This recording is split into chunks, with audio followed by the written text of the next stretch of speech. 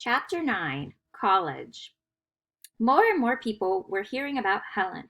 Newspaper reporters wrote stories about her. A shipbuilder in Maine named a ship after her. Important people everywhere were becoming her friends. 12-year-old Helen was even invited to the White House to meet the President of the United States. Most of the time, Helen was not visiting such important people, though. Most of the time, she was doing much simpler things, things that she liked just as well. When she was home in Tuscumbia, she rode her horse, Black Beauty. She took her dogs for walks in the sweet-smelling woods, and she spent hours every day close to her mother's side. A friend gave Helen a bicycle called a tandem, a bicycle built for two. Helen sat behind and pushed the pedals. Someone else sat up front and steered. One summer, Helen learned how to swim. She even worked out a way to swim by herself. She tied one end of a rope around her waist. She tied the other end of the rope around a rock or a tree.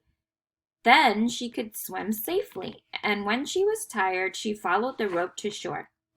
Helen learned how to row a boat by herself, too. She could tell where she was by the different smells of grasses and bushes that grew on the bank. Helen and teacher usually spent the summer months at home in Tuscumbia. They spent most of the winter months studying in Boston or visiting with friends in the countryside nearby. How Helen loved to be outside on those cold, wintry days. She loved to feel the air stinging her face. She liked to zip down the snowy hills on the back of a sled. Helen helped her friends build snowmen. She felt snowflakes melt in her hand as teacher described their many different shapes. In the evenings, Helen and teacher roasted apples or popped popcorn or played quiet games in front of the fire. Sometimes they played cards. Helen had to have special cards, of course. Each card had a different pattern of raised bumps on it so she could tell them apart. Other times they played checkers. The black checkers were flat on top and the red checkers were round. Best of all were the evenings when friends came to call. Teacher spelled what they were saying to Helen, but every once in a while, teacher grew so interested herself that she forgot to spell, and then Helen would say loudly, "What's going on?" Helen Keller hated to be left out of anything. But Helen had less and less time for romps in the snow or quiet evenings by the fire. Now she had a new goal. "I want to go to college when I grow up," 12-year-old Helen announced one day. "And the college I want to go to is Harvard." Teacher felt like saying no. In college, Helen would have to keep up with students who could see their books and hear their teachers talk. Helen was very, very bright, but how could anyone, no matter how bright, possibly do that? But teacher also thought that Helen had the right to try, so all she said was, "Not Harvard, Helen, that's for boys." And they started to work. Latin, Greek, German, French, geography, zoology, history, biology, mathematics. There were so many things to learn before Helen could even try to get into college. Sometimes she studied with other teachers. Sometimes she and teacher stayed at home and studied by themselves. Wherever she was, she worked many long hours every single day. 6 busy years passed, and at last Helen was ready. Then she discovered a very upsetting fact. Helen Keller was ready for college, but college wasn't ready for her. Helen wanted to go to Radcliffe, a very well-known women's college, but the president of Radcliffe didn't want to take Helen. He thought she would cause too many problems.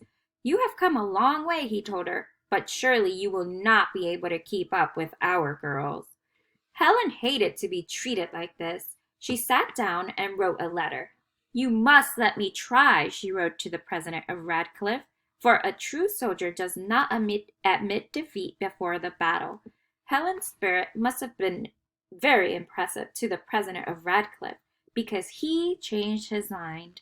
In the fall of 1900, Helen Keller entered Radcliffe College. She had worked hard before.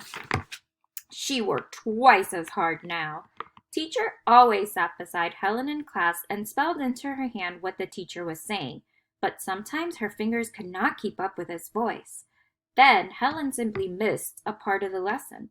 Helen didn't have time to take notes. She had to remember everything without them. When she took a test, she could not look back over what she had written. She had to get everything right the very first time.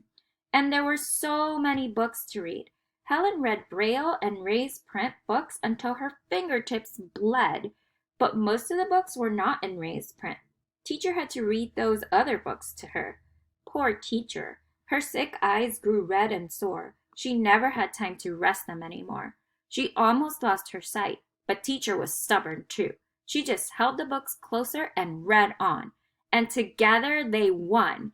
In the fall of 1904, Helen Keller stood in line with 96 other girls. She felt a rolled up piece of paper being put in her hand. This was her diploma. Helen Keller had graduated cum laude, which means with honors, from Radcliffe College. She was the best educated deaf-blind person in the whole world. Stay tuned for Chapter 10 tomorrow.